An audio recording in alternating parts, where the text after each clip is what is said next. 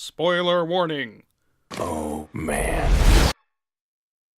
Everything is awesome. Lego. Who doesn't like Lego?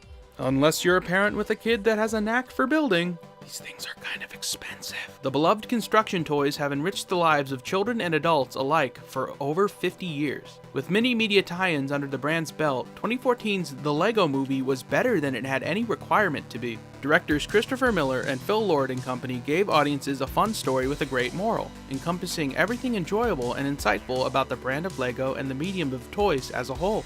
The Lego Movie was so beloved upon release by audiences of all ages that people were legitimately upset that it failed to receive a nomination for the Best Animated Feature Award at the Oscars the following year. If you're at the Oscar party with the guys who made the Lego Movie, now would be an excellent time to start distracting them.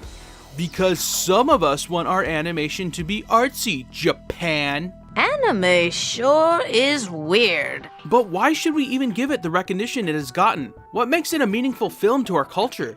Why could it be one of the greatest films ever made? It's a big screen adaptation of the brick film format.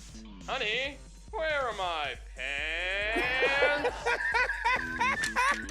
Toys and models have always been good for amateur filmmakers of all sorts, and Lego pieces are some of the most commonly used. Movies primarily made with Lego pieces, or brick films, are a big part of the Lego fan culture, and Lego themselves have noticed in recent years, releasing products to tie in with this idea. The storytelling capabilities of these toys have been embraced by fans around the world, including the likes of Lucasfilm and Monty Python. Camelot. It's only a model. The filmmakers of the Lego Movie seem to be big fans of these short films, as the flick looks like a big production version of this genre of animation. While not necessarily the first brick film to try and do this, no other film has come close to looking this good and this stylized as the Lego Movie. It's also vital to the Lego brand. Business. Numbers. Is this working? Yes. Yay! The Lego Movie was a great critical and commercial success when it released in 2014, but I would like to argue that it is an important step in the history of Lego as a brand. After the release of the film, some areas of the world experienced Lego product shortages in the latter half of 2014. The film's success also positively impacted the company's brand and toy sales in the early 21st century, in addition to providing many characters and sets to its lineup. Emmett and Lucy might as well now be the Mickey and Minnie of Lego.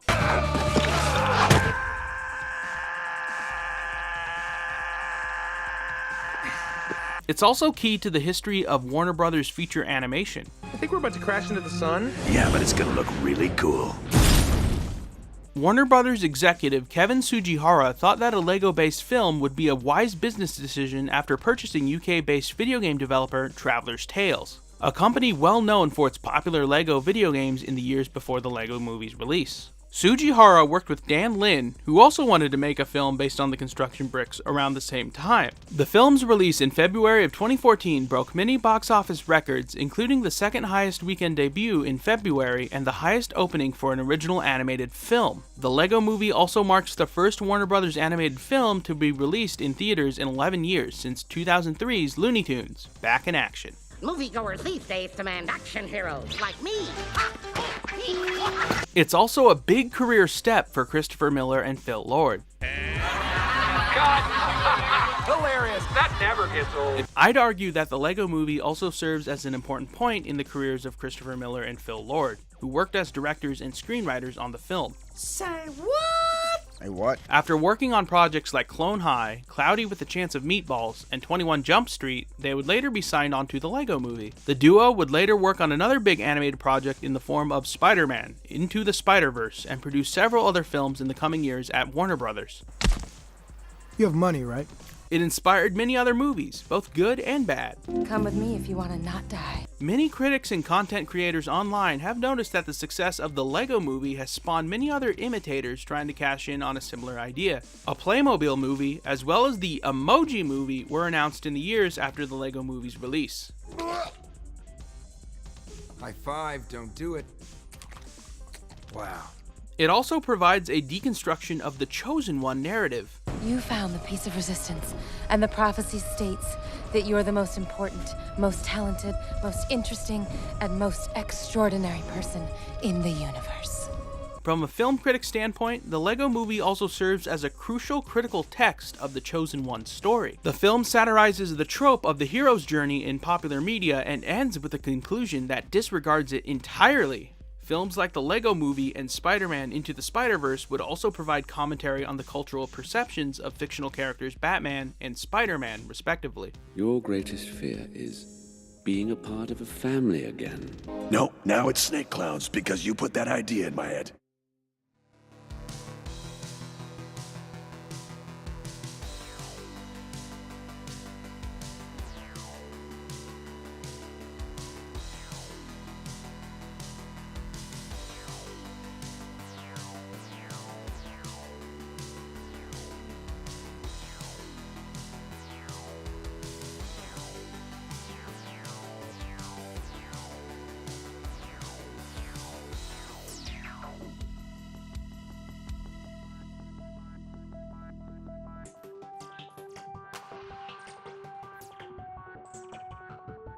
The LEGO Movie would be followed by spin-offs The LEGO Batman Movie and The LEGO Ninjago Movie, in addition to a theme park attraction and a television show.